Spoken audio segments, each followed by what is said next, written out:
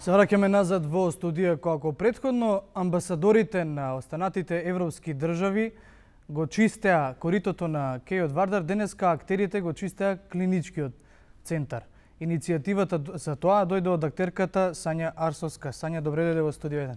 Фала на поканата, добро ве најдов. Само да те поправам, не бевме само актери, бевме уметници од различен тип и културни работници. Добро, на Facebook статусот, на вашиот Facebook статус, претежно беа актерите оние кои што коментираат. Па генерално и мојот повик беше упатен кон актерите.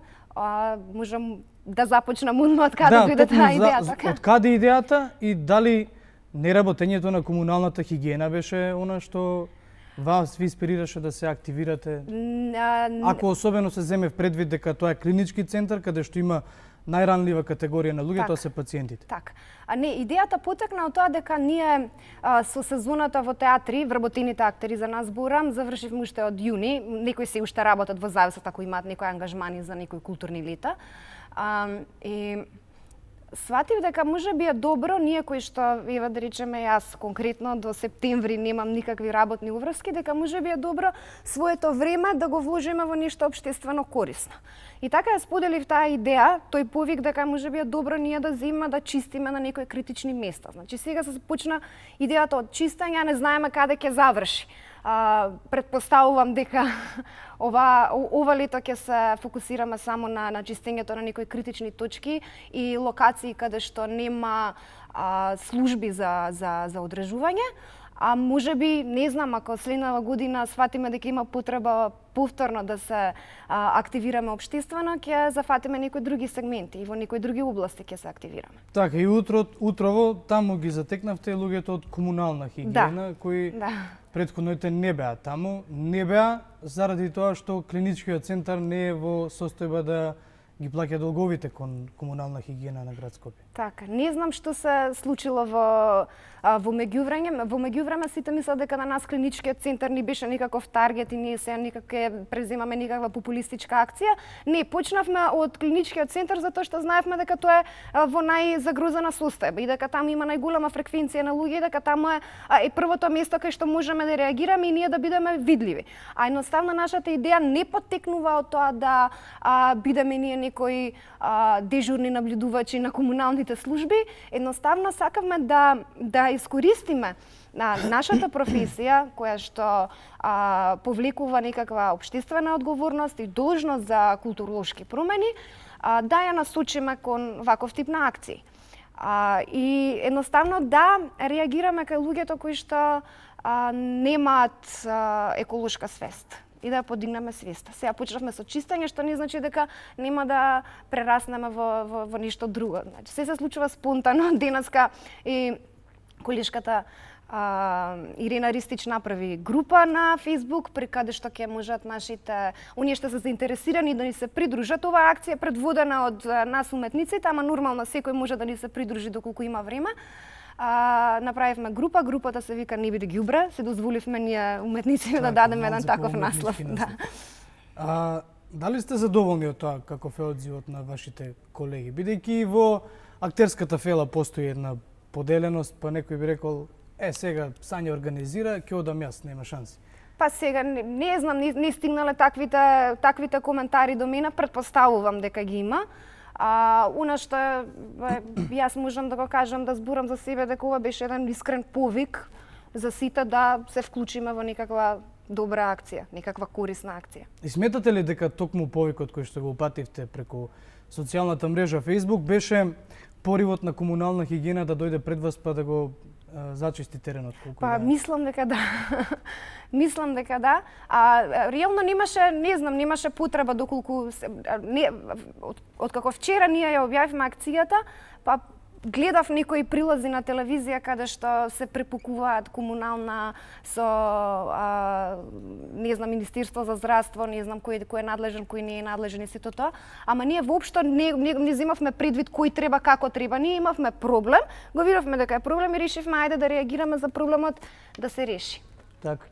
Во моментов можеме да ја погледаме токму таа акција која што се одвиваше утро. Така. Сања, бидејќи размислувате на оваа тема, покренување на свеста кај граѓаните.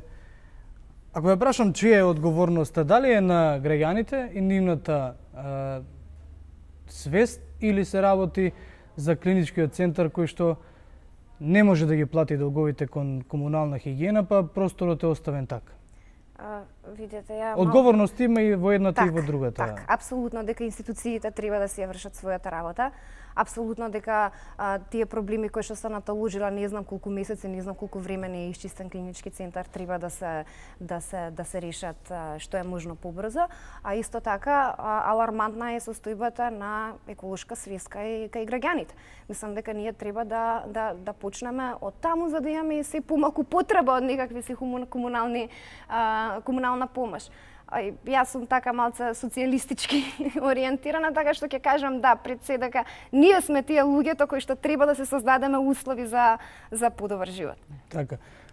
Ова ќе стане пракса ваша или бидејќи изминативе неколку години името Сања Арсовска беше активно во уште неколку други ad-hoc кампањи и активности. Ова би станало пракса или... Па видете сега кога себе се сметам за едно одговорно суштество кон оваа земја, планета и кон оваа држава и не само политички, општествено, туку еколошки или на било кој начин гледам каде што можам да дадам придонес и да реагирам.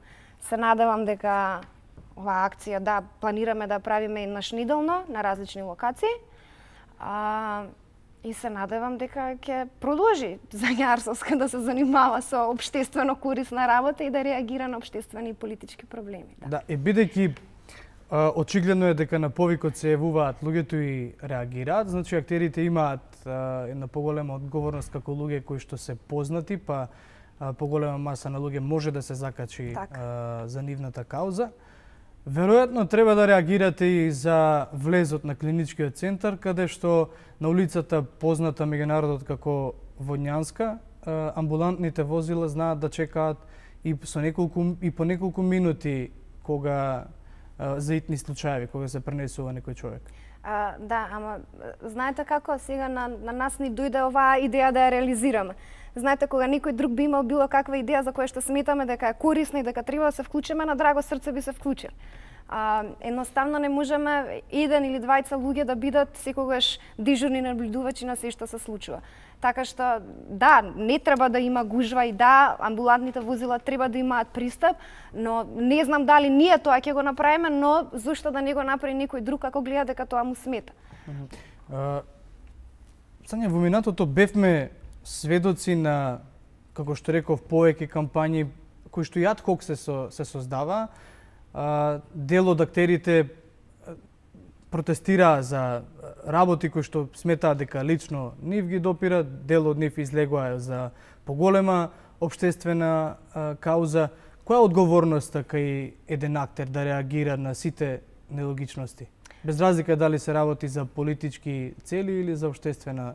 Па огромна е одговорноста и не само што е одговорноста, а огромна тоа е и наша должност како уметници. Тоа е наша должност да се насочиме освен работата што ја правиме и као некои јавни личности кои што не сме тоа овде во Македонија, но секако е дека одговорноста е голема и секој треба уметник да си ја носи таа одговорност во себе. Солидаризирани ли се актерите меѓу се? Па сме зависи за што. Сме солидаризирани по различни прашања, различни луѓе. Да се солидаризираме за едно прашање сите, не. Но еве дел од актерите влегоа во политички партии, тоа експлицитно влегоа во политички партии како дел од раководство. Кои? Например, актерот Тони Михајловски. Да.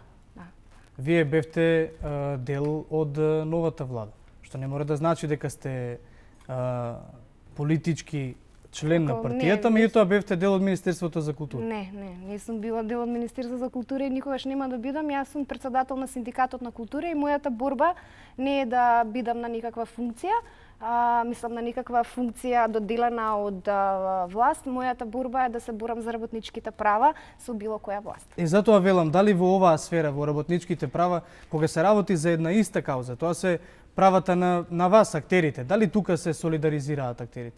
Не само актерите, значи во изминатиот период, како ви кажам дека до предна година Синдикатот на култура на Република Македонија имаше 13 организации, денеска има 29 организации.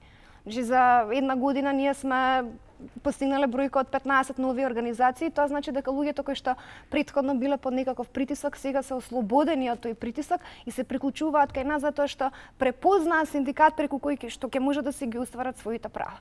Ние јасно покажавме дека не подклекнуваме под никоја влада како синдикат, а нормално ќе сработуваме со секоја влада заради тоа што на крајот на денот владата е таа која што треба да ги задоволи нашите права. Така, Сања Арсовска, ви благодарам што бевте гостинка во Студио 1. Продолжите да го правите она што го правите. Вашиот активизам, сте биле дел од многу кампањи надвор на улиците, кога сето тоа и носело резултати. Така. Ви благодарам на поканата. Така. Ние, почитувани, одиме со една кратка пауза и се враќаме со шампионот во решавање на Рубикова коцка во Македонија. Тоа е најмладиот шампион. Останете со 1 ТВ.